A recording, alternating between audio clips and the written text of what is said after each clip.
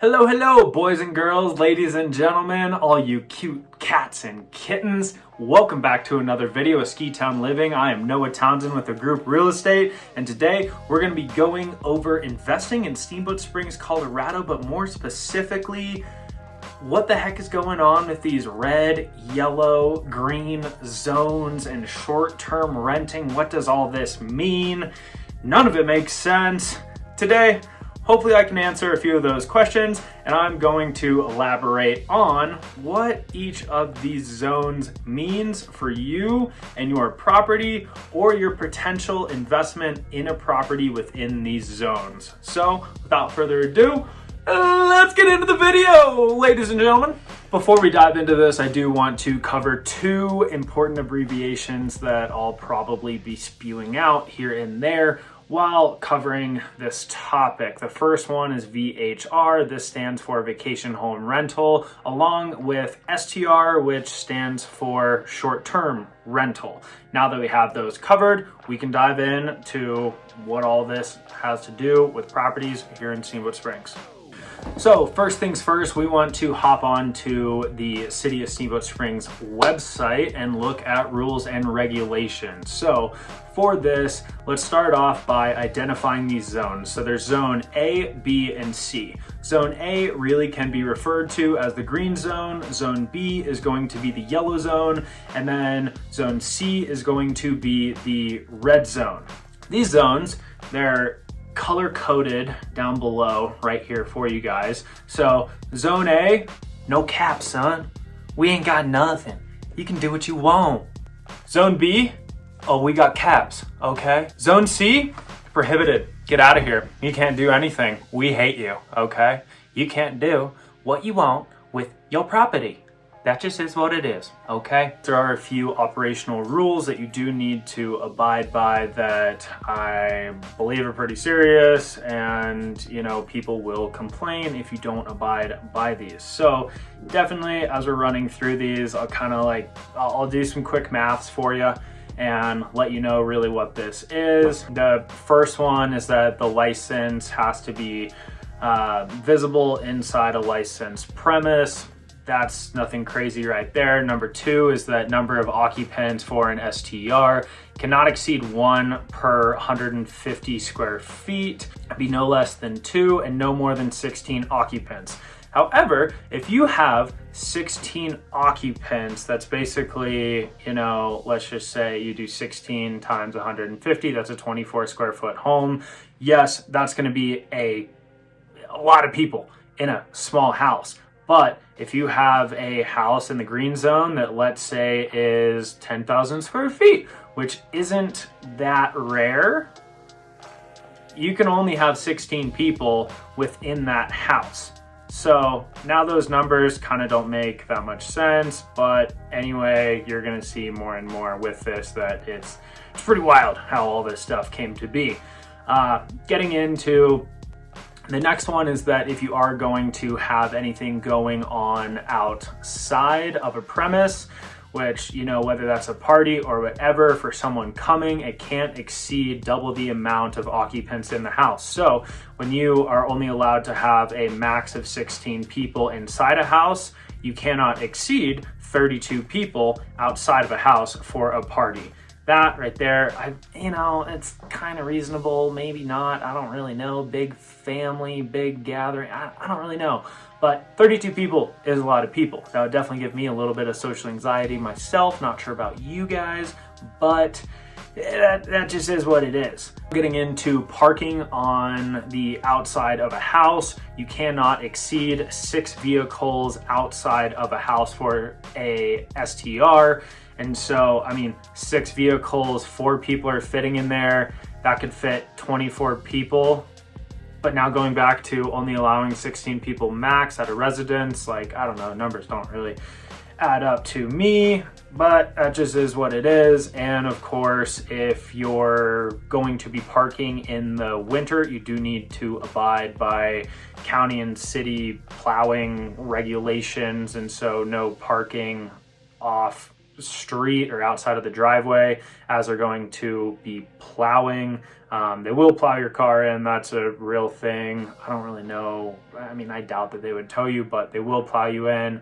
Maybe write you a ticket. That's probably going to be the extent of that. Now let's get into the responsibility of the owner with having an STR. This is a little bit crazy to me, especially if you don't have an on-site manager, but anyways, let's hop right into this. So number 6 is if you do have a complaint, you must respond within 1 hour if a complaint is between 6 a.m. and 10 p.m. So if you get a complaint at 6 a.m., you need to respond by 7 a.m., etc., etc., etc. But now here's where it gets kind of wild, is that between the hours of 10 p.m. and 6 a.m., you have 30 minutes to respond to a complaint. So if it's 1:30 in the morning, you need to respond by 2 a.m. I don't know about you, but that sounds pretty awful, and I just wouldn't be able to sleep at night personally if that was my property and I was on call and I knew that there was 10 or more people in the house, you know? I mean, even people just talking, that could get a complaint if there's 10 people or more. Let's have a look at the overlay map of the entire town and really the colors, how many rentals are allowed, and all that good stuff.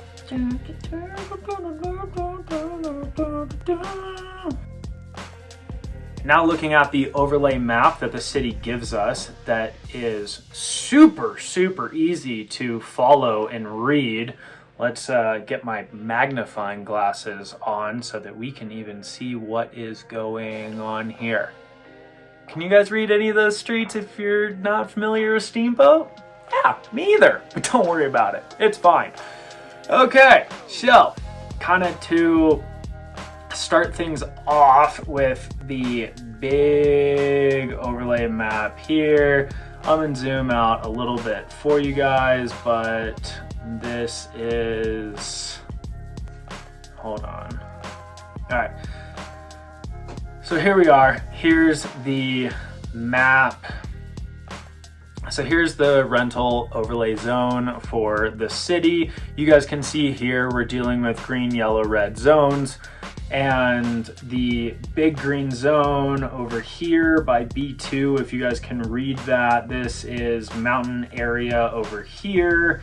And red zone is all residential neighborhoods within Steamboat. The green section down here, that is Main Street and Yampa and Oak right downtown. Really only 3rd to 11th Street is the green zone for what can be rented down there. I do understand where they were coming with the green zones, just because that's going to be where the majority of masses of people are going to gather and be at. Now the yellow zones, we don't, you know, they just kind of threw stuff to the wind on this one. With now seeing green, yellow, red zones, what does all this stuff mean? We are going to start over at the west side of town, close to 129 and 40. On the west side, we're going to start with the yellow zone of B1. This is the Sunlight neighborhood that's located up above the transit center along with Moe's Barbecue, if you guys are familiar with that. Here in this zone, they've allocated 5 rental permits for this entire subdivision. That's it. That's all you get. You just get 5. Where they got that number from, because of density, whatever, I don't know.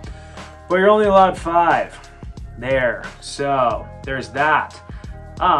We're going to now hop in to the green zone downtown. Once again, this map is awful to read, like so awful. It's amazing. Anyway, that's why I'm making this video for you guys, so that you guys can see all this stuff. So now getting in here, you can not even read it, but that's Lincoln Avenue right there. To the right of that from our view, that's Oak Street, and then to the left of Lincoln right there, that is Yampa Street. So Lincoln Avenue is the main road that goes right downtown Steamboat. Oak is on the right from where we're looking. Yampa is down by the river, by Yampa River. That's where that is. So green zone, you can do whatever you want there. And then in the red zones all around here, forget about it. You can't do nothing. You can apply for a permit if you want, for like a temporary permit, if you do want to short-term rent out your home. But it's kind of a lottery. So good luck to you. Why it's a lottery, don't know. City just wanted to, anyway, there's a nice little violation on your property rights as a homeowner. Anyway, let's go hop up to the mountain where this stuff gets real juicy, real juicy up here. We are looking closer, really right at the mountain, and let's just, for frame of reference, say a mile radius from where Steamboat Resort is, and getting into zone B2, which is a majority of second homeowners, third homeowners. There's some condos over there, there's some townhomes over there, there's duplexes over there, single family homes over there, all sorts of good stuff. But in B2, they allowed 20 rental permits to multiple neighborhoods, which is quite interesting. You can also see the green zones here. Once again, I'm sure none of you guys can read any of this map. No one can, which is awesome. I really only can read it just because I know these streets like the back of my hand, and I know the layout and geography of Steamboat. For a frame of reference, this big oval kind of circular looking thing, that's Mount Werner Circle. So that's where the Grand is, skier pickup drop off, the Sheridan, the roundabout, stuff like that. Just for frame of reference, you guys kind of know what's going on there. Now getting into the yellow zones of B3, 4, 5, and 6. So B3, they have 18 permits allowed within that zone.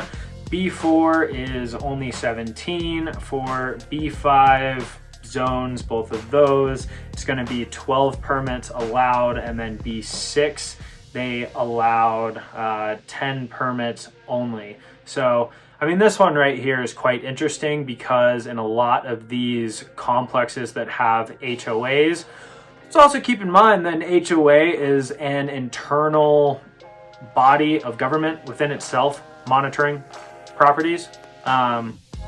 So they should be allowed to do what they want and control what they want within those. But the city stepped in and said, you can't do that. And so a lot of these properties and HOAs that have allowed short-term rentals since maybe the 70s, 80s, as of 2022, the city just went, nope, no more. So that's awesome, and kind of what I was saying earlier about being a violation to property owners' rights. This is where I'll get into this a little bit. Take my word on it with a grain of salt as a realtor. Of course, everyone's going to hate my opinion, but I'm just giving you the honest truth of if I buy a property and something within the bylaws of my HOA says I can do something, and then I go to do it, and the city just says no. I don't know about you, but that is a violation to your rights as a homeowner to use your property and do with it as you please. That's my 2 cents there. We'll get out of that topic. Getting into the rest of this green zone, you're really looking at everything that's going to be pretty much within walking distance of the mountain. This is where you're going to have the Airbnbs, VRBOs, anything like that. Lots of rental companies managing the short-term rentals. That's really what you're going to deal with. And you'll also notice kind of the red peninsula coming down.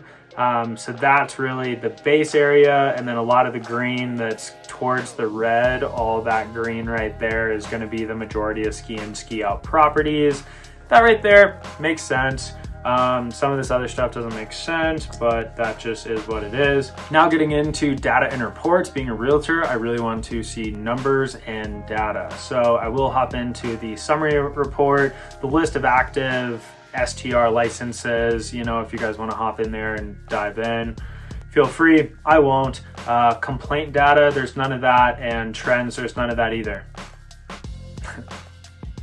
Nice. Let's hop in to the summary report right now. So right here is the number of issued STR permits, and you know, you guys can hop in here, just, you know, enjoy yourselves if you want.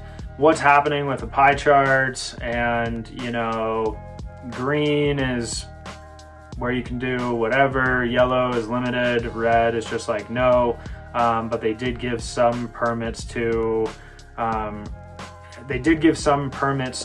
red zone so that people could still rent out their property. You have to apply for this through the city, but you are heavily limited, and I won't just like bore all of you guys with all this data. Just kind of wanted to give you a quick little run through of what all this means. But while hopping into this quick guide regarding STRs, there's 3 different types of permits that you can get, and I will cover these so that you guys are aware of what all this stuff means. STR, we've covered, that's a short-term rental. It's Airbnb, VRBO. That's what I'll use to compare it to, because all you guys will pretty much know what I'm talking about there. A hosted short-term rental, however, this is if you have an auxiliary dwelling or some sort of unit attached to your house. It's your primary residence, but you want to rent out that unit. You can apply for the hosted STR and be able to rent that out. Then there's temporary short-term rental. Now this is where you have a house, but you're leaving. You are no longer on the premise at all, and you're renting out your house for 30 days or less. So say it's a home swap or something like that. I know there's a bunch of websites that do this on the interwebs, where say one family lives in one family's house in Florida. The family from Florida comes up to Steamboat, stays here for 2 weeks. You do need a permit to do that, but also, you know, this might be a gray area. Anyway, just that's what that means. Now getting into the unrestricted zone, Zone A, restricted zone, Zone B. There's a lot of information to crunch down in these ones, so I'm not going to dive too deep into here. Feel free to contact me if you guys want more information on any of this. Happy to elaborate, but don't want to bore you all. This is for information purposes. Green means go. That's all you need to know. Orange is look both ways. Be cautious before going. Maybe get a permit. Check yourself before you wreck yourself. I believe that's how that saying goes. And then red is just kind of a no-go. So with this, you could go through and try and get a limited STR if you'd like. However, you probably are not going to be able to do a nightly rental every other night and make substantial income off of one of these properties, unfortunately, because as this says, you really needed that VHR permit. And at the beginning of all this, it was basically you needed to rent out a property in the yellow zone at least one night out of the year leading up to June 15th of 2022. So if you didn't do that, now your property is not eligible. Sweet. Thank you for making it to the end of this video. I really appreciate it. And if you guys did get any value or entertainment out of this video, I'd really appreciate a like, comment, and especially a subscribe. And feel free to comment down below any video or topic that you'd like me to cover in this YouTube channel. So without further ado, every single day is a gift. I love you all. Enjoy your week, and make 2024 the best year yet, because I know all of you guys will. I am out of here. I'll catch you guys on the next one. Later.